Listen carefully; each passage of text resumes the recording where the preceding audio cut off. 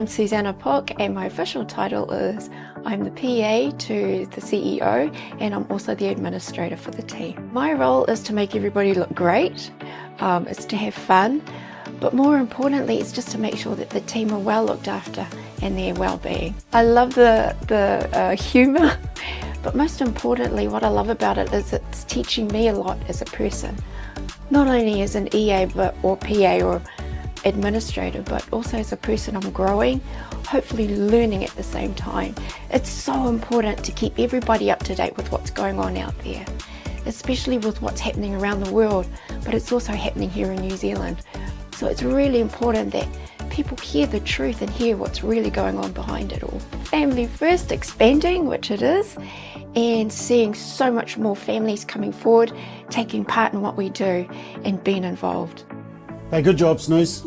Snooze and I call her Snooze. I mean, her name's Susanna, and it's not because she snoozes on the job. It's just it's a long term because she worked for me at Youth for Christ, and then she worked for me at PACT, a social service agency, and now here she is at Family First. And she's the voice you hear when you call up the office. She's the one that answers the emails. And we need people like Snooze. And we want to just ask you, because we need you, would you make a special gift to recognise our 20th anniversary? If you feel we've spoken on your behalf, you've appreciated our common sense and credible approach to all the issues that we've covered over the past 20 years, please join Snooze, Susanna and me and the significant social conservative movement that we're building. Go to familyfirst.nz/donations to invest and help us to promote strong families, marriages, religious freedom and the value of life. That's familyfirst.org.nz/donations. I think I can hear the phone ringing, Snooze. Yeah, I better go. Gotta go, bye.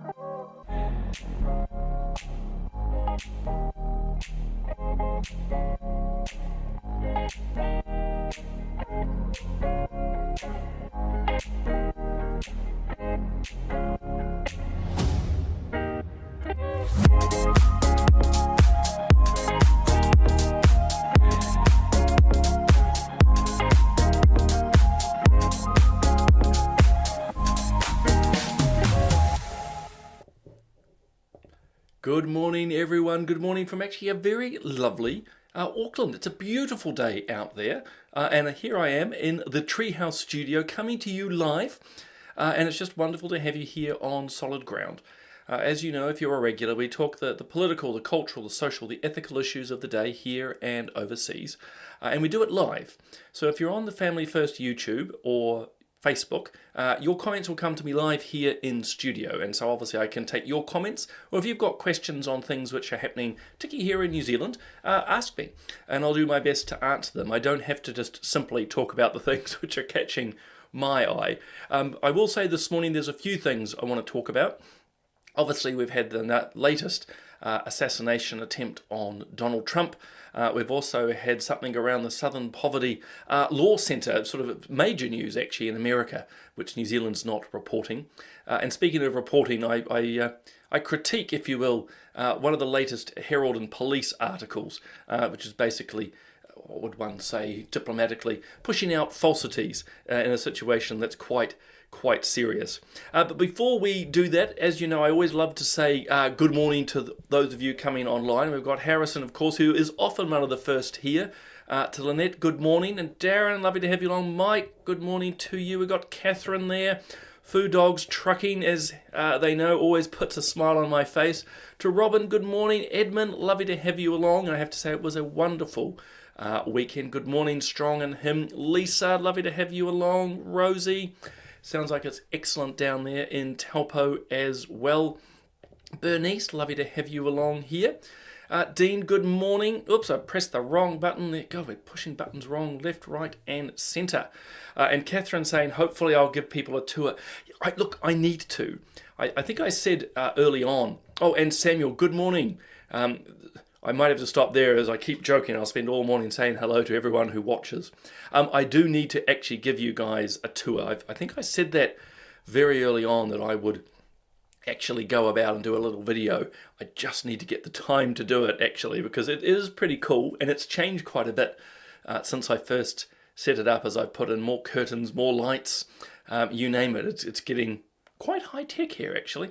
Anyway, hey look, I want to start with some good news because I think that's always important as I'm looking for my buttons at the moment. Oh yes, just an encouragement, as I always do. If you would like to obviously support what Family First is doing, or to get notified immediately when these sort of podcasts and broadcasts start, be it myself or Bob or Samuel or anyone, Counterculture, subscribe, particularly here on YouTube, or if you're on Facebook as well.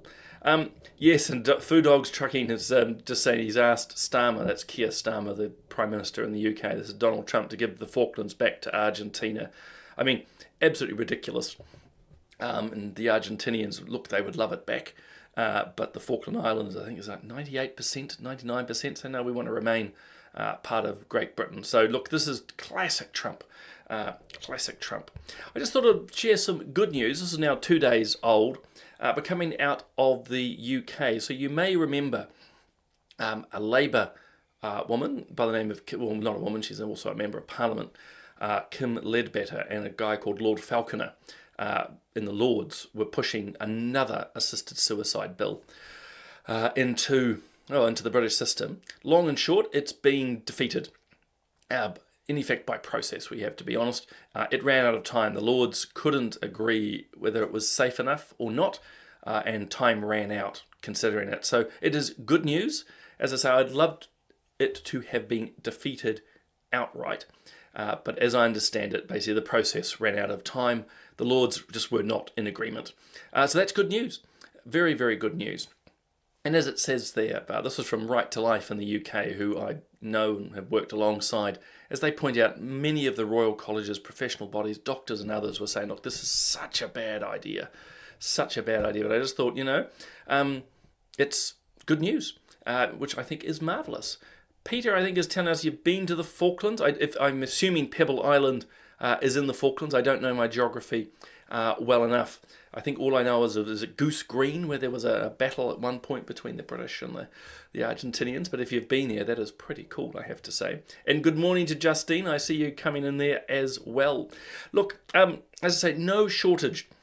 The big news is this. I'm going to play the short video. It's of the latest Trump assassination. And I just want to delve into that a little bit. I mean, none of it, I think, my analysis will surprise you, but it is disturbing. But here's some of the video that I've taken from the BBC.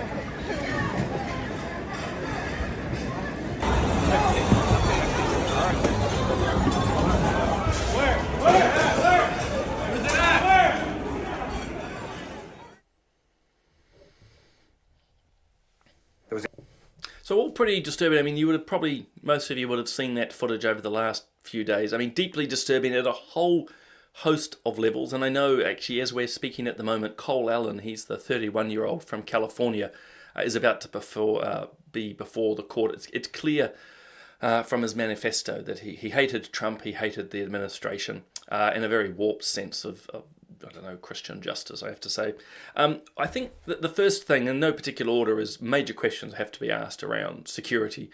This Cole Allen fellow basically got around security by simply checking in as a guest at the Hilton and bringing in all his weaponry, which is, in itself quite extraordinary. And then watching the footage, and I don't have it here, but watching the footage of him basically just running through security. You imagine if he had had a bomb or something on. I mean, good Lord. That said, they stopped him, multiple rings of security, but major questions need to be asked there as well. Fundamentally, that's something for the Secret Service and the Americans to look at. But I think this happening now for the third time on Trump and or his officials is showing a real rot, unfortunately, in the American system. And I would argue primarily from journalists, politicians, commentators on the left, but not exclusively. And that's the thing I want to stress here. I think the rhetoric that also comes from the extreme right, and even Trump himself, does not help the politics of the day there in America. And it is unfortunately flowing around the world into the likes of New Zealand as well. So I think it is quite correct, and I'll explain why, to blame and put a lot of the blame to the left of politics, to the progressive, the activists, the commentators, the journalists, who are in effect, when they run around calling him a fascist, when they're saying he's a threat to democracy, when they mock killing him. Jimmy Kimmel, just 2 days ago, was talking about Melania Trump, the First Lady, that she's looks, as happy as a widow. All this rhetoric, particularly coming from those people, as I said, doesn't matter if they're politicians, comedians, reporters, activists, is fueling this. But again, I want to underline, I don't think Trump helps himself by his rhetoric either. Now, that doesn't mean he should be shot or killed. Do not for 1 second take it that way. That is not blaming who is the victim here, and that is Trump. It's not that, but it's adding, if you will, to, what would you say? It's adding the fuel.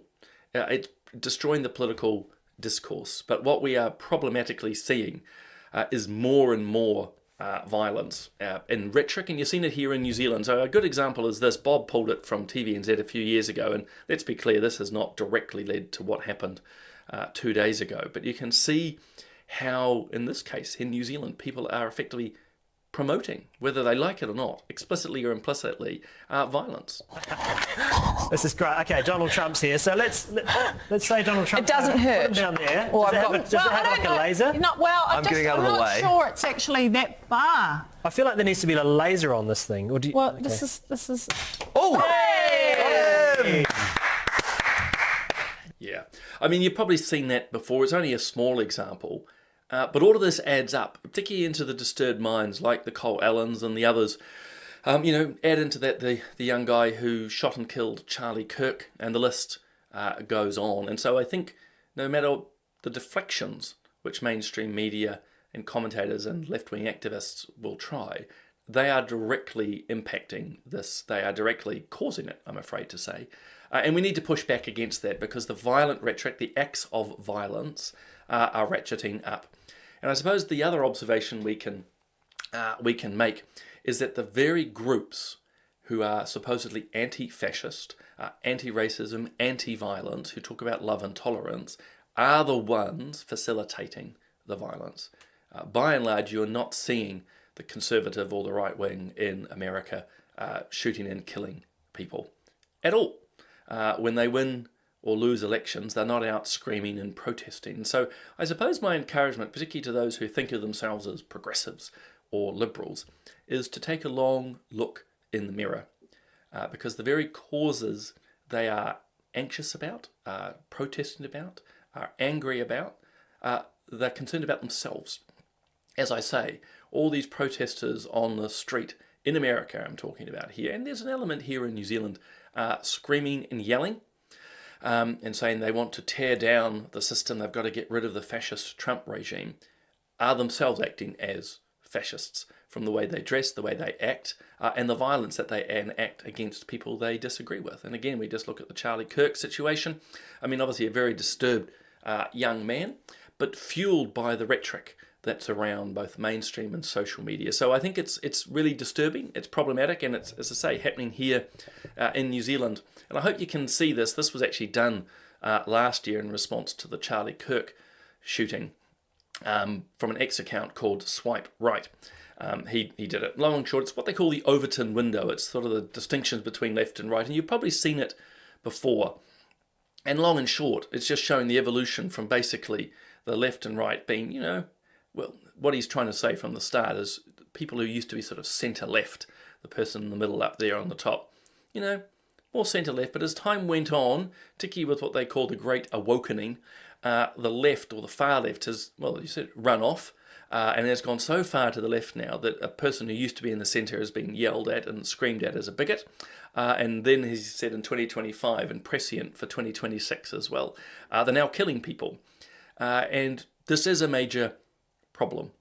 I won't have time to talk about some of the solutions, but it's a major problem. So when you think again about many of these protests you see both in New Zealand, but certainly in the likes of America and the UK, from those who call themselves progressives, those who call themselves the left, they talk about peace, but they act violently.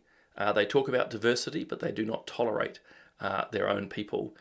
They talk about loving their country, but then they tear down the flags of that country. They talk about democracy, but they try to kill their democratic leaders. As I keep saying, those on the far left are the problem. They're basically hypocrites, would be the most simple way to put it. They're absolute hypocrites. They are the very things they accuse others of being, and it blinds them. So I think, unfortunately, in America, we're going to see more and more violence. You've seen it developing in the UK, and obviously we've had instances of violence here, both in word and in deed, and it pretty much is always coming from the left. Now, that doesn't, as I said at the start, exonerate the right. I don't think Trump helps situations by his very inflammatory rhetoric. That doesn't mean that he should be targeted. That's not what's been said, but he doesn't help things. It would be really good for Trump and all of them to actually just dial things back a little bit, or else we're going to see more of this violence. And as I say, particularly to the young, and if you notice, most of these have been young. This guy's 31, so I suppose he's not young. But when they're being constantly told that someone like Donald Trump is a threat to democracy, or he's a Nazi, or he's a fascist, and all these words, it's not an unreasonable decision. I'm not saying again it's the right decision, but you can see why people begin to think this is the thing to do, the right thing to do. And so that's a problem as well. And think wider, the violence against our Jewish community. Obviously, we've had in New Zealand recently the threats against the Indian community.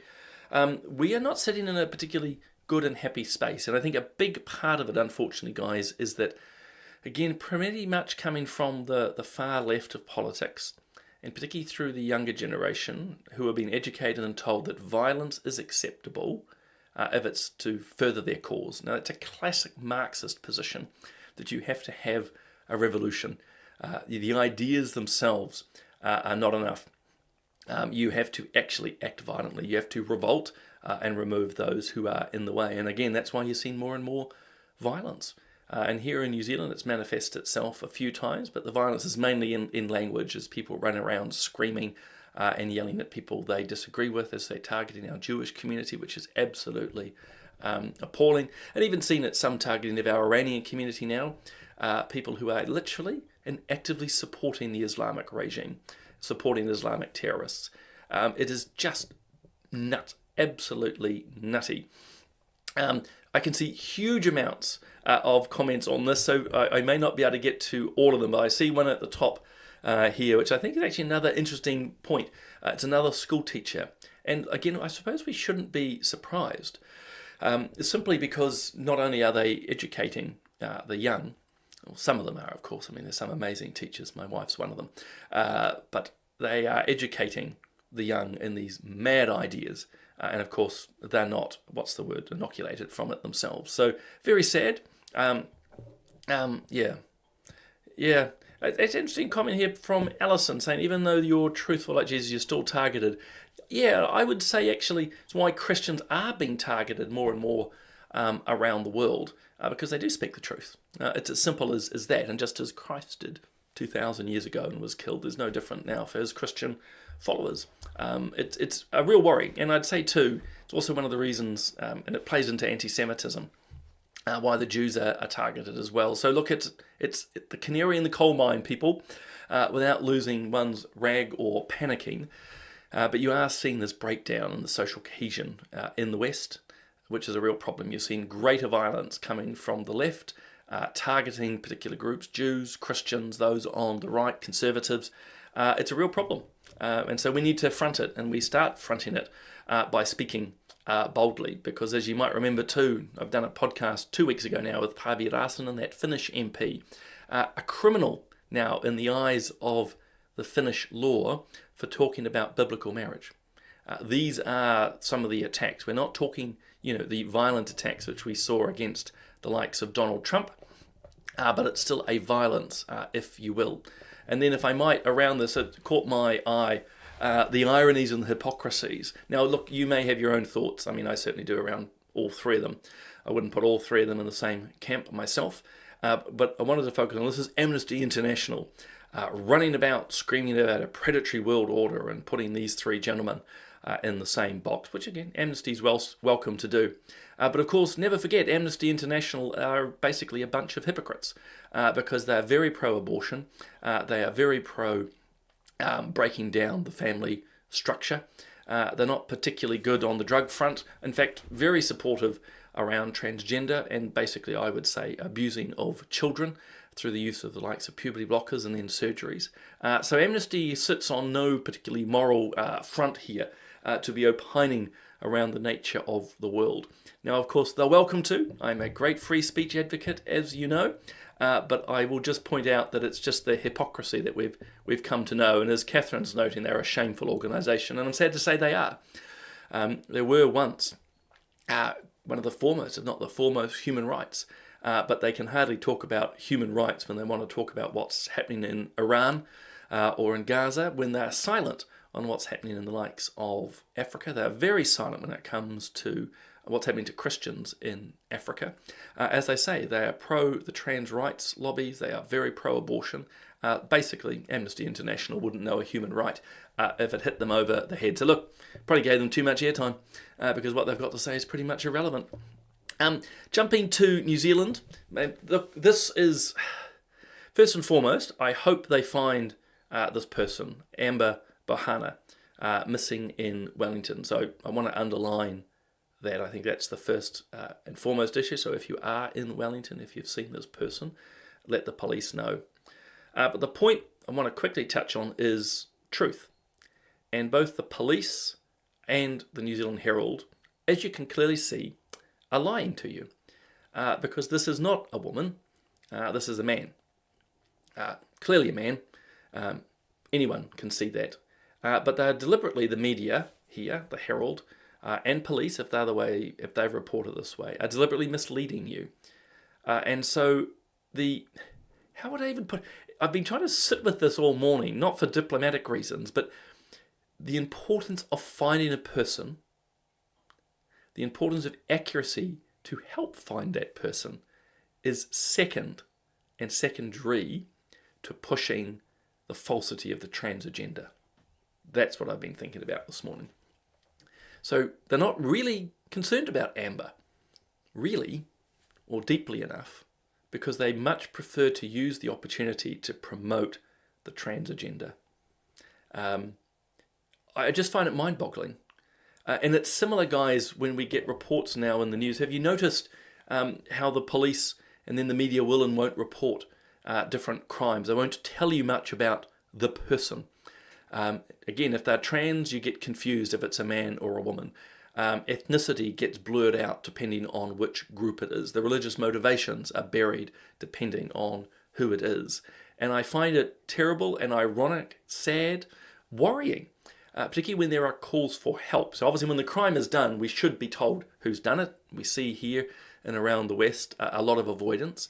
But when the police are asking for help, and they won't tell you the details of the person because they think they're going to offend some identity group, it gets ridiculous. Absolutely ridiculous. And as Awake Not Woke has said, it's embarrassing. And it certainly is. At the end of the day, you would think finding this person, Amber, would be the priority. But no, the priority of the New Zealand Herald is to promote the trans agenda. And speaking of agendas, this is the latest from the Broadcasting Standards Authority. Now remember, they are after Sean Plunkett on the platform for saying tikanga is mumbo jumbo. As I've said many times before, you may disagree with that statement, you may agree with it, but I think most of us would say it is absolutely ridiculous that the BSA has spent all that time chasing after Sean for that phrase, and then bringing in its own lawyers, the BSA that is, and deciding that it can actually make new law for itself.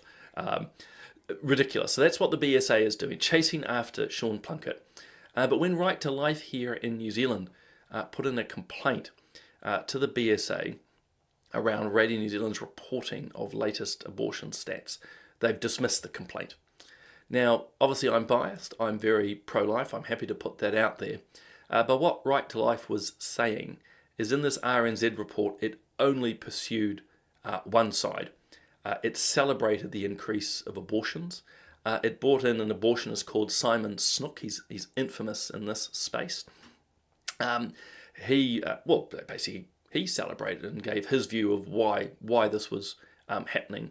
At no point in Radio New Zealand, did they quote anyone from the pro-life side or even give a hint of the pro-life space. So you can understand why Right to Life put the complaint in. And it was dismissed. Now, that's the BSA's right to do so. But what I think we are seeing is basically a corrupted organisation, which the BSA is, as I say. A huge effort and time to chase after Sean there at the platform for saying tikanga is mumbo jumbo. But boy, if promoting abortion, a one-sided, immoral story, oh no, we're not going to talk about that. So you can see the political ideology that is very, very deep, very, very deep within the BSA. And so it's time, as people are saying, it's time for it to go. It's Food Dogs Trucking has got me. A BSA should have stuck to push bikes. Look, they should have.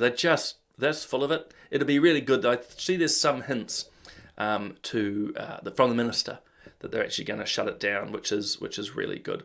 Look, I'm going to leave it there. I think on Thursday I will touch very briefly on this story. I don't know if you saw it over the weekend, but New Zealand's courts have they've found and fined an employer because they sacked someone but didn't sack them according to Pacifica values. I'll talk more about that on Thursday because I think we've got a worrying problem developing here, particularly in New Zealand's law. But I thought I'll give you that as a teaser. You may have your own thoughts. Go and look it up. It's in the Herald. But literally 2 workers have been awarded a total of $75,000 from an employer because when they sacked them, they didn't sack them according to Pacifica values.